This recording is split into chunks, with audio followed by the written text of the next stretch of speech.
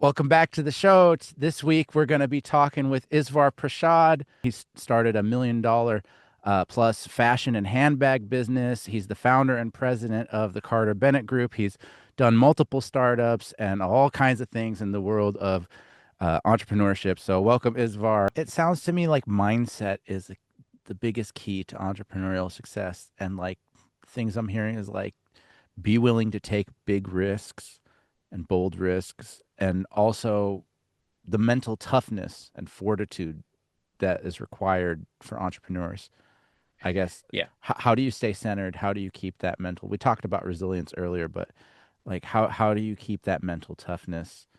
You know, because I've tried to start multiple businesses and failed, and other ones succeeded, and it's not always the ones that succeed that are the ones you wanted to succeed, right?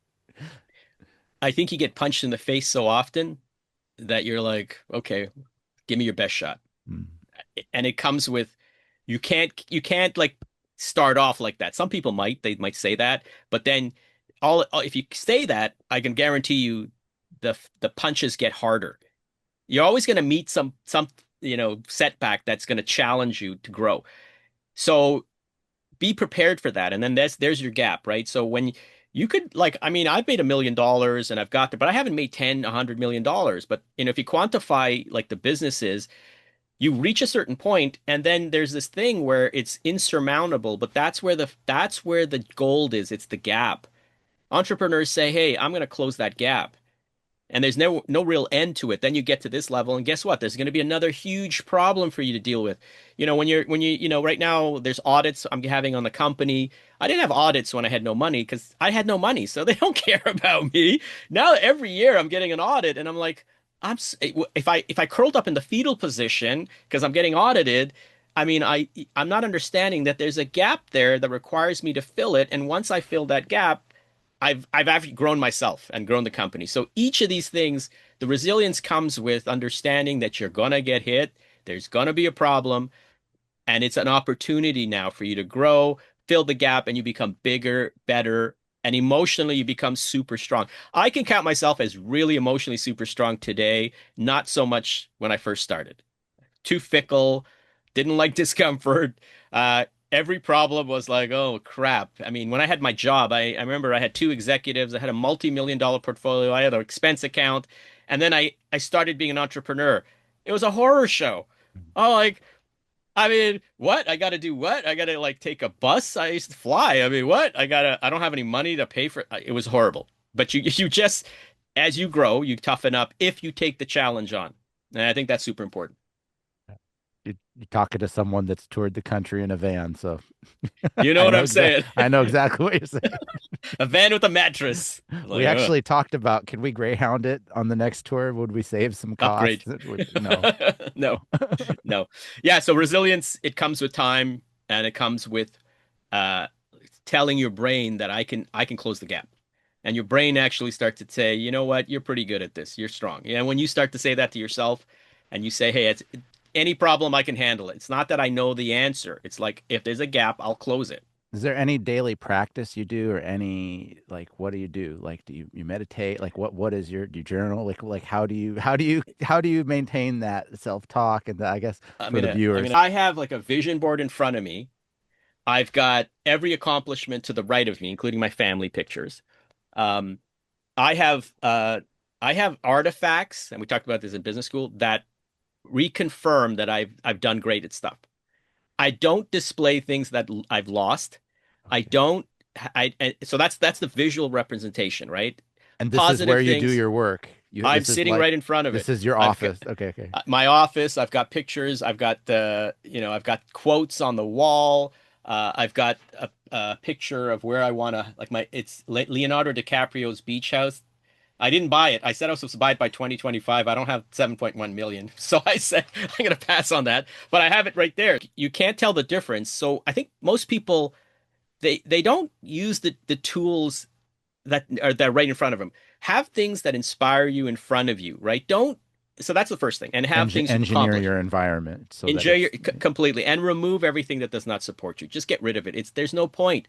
There's no point to having, the diamond necklace that your girlfriend who went off with your best friend is now sitting there and you're thinking like, "Oh gosh, she really made me feel like crap." No, don't put that out there. Sell I, it. Get rid of it. I think I mailed that one back to her a long time ago. Get rid of it. Get rid of all the visual manifestations of poverty, which is another big deal, and put up things that inspire you. Second thing is you have to flood your brain. You have got to flood your brain. You got to flood your brain with only things that support you and wherever whatever you're up to. You've got to do that. You've got to make sure you manage the voice in your brain because the voice in your head is going to tell you this is a bad idea. You're not good enough. You need to be get a job. Like, hey man, you're going to die. Don't listen. You have to flood your brain. So make sure the inputs How do you garbage do in, that? garbage out. How do you personally flood your brain? What do you do? I have a Google Calendar and I only have great quotes on it. Every morning, there's like each time something floods through, when I get caught in my brain, something will show up and I can read a few of them later. But it's like So there are that's all part these of quotes that I've like put together. One of them is like, remember who you were when you're an MBA. I'm Oh like, wow. oh shit, yeah, you forgot. I mean, I'm being really petty right now. Meanwhile, I've cracked the code, got my MBA. So, So you're and seeing I that every day on your calendar first thing. So you're every day. engineering your environment, you're engineering your processes so that it's Yeah, like you all push this integrated. to your brain, into your brain all the Yeah. time. Could you please, Isvar, share your list of sentences, affirmation, and Yeah. we can share it in the description and comment, and maybe someone want to print and put it in the wall. And every time that some thoughts comes and like, hey, you can do nothing, you just read, became brave, and try again. You got to make this personal to you. Where I have some of my work on a sheet, it says complexity is the enemy of execution because I have tendency to That's great. go too Yeah. deep. Yeah. Yeah. That's funny. The first one says, create the pain of how it was and feel the pleasure of how it's going to be now. And I got that from, I think, a lot of Anthony Robbins, where, pleasure and pain, you want to really create the pain. If not, you're not going to move. So you really got present to the pain. And then you also got a present to like how things can, your life is going to look once you get through the pain. I think that's a super important one. The next one, it says, fight harder. That's all it says. Oh, Fight harder. Um, the next one I told you, remember who you were as a powerful MBA. The fourth one is interesting for me because it's specific to me, and I always say stop numbing yourself. Like there's things I do to numb myself so I don't feel it. The next one is gratitude. I think was the one I just put in recently. It's like, what am I happy for? What am I grateful for? It's really good to put those positive things. And I've got like all day long, I've got ones like create your identity. Who are you? Not from circumstance or feeling, only from vision.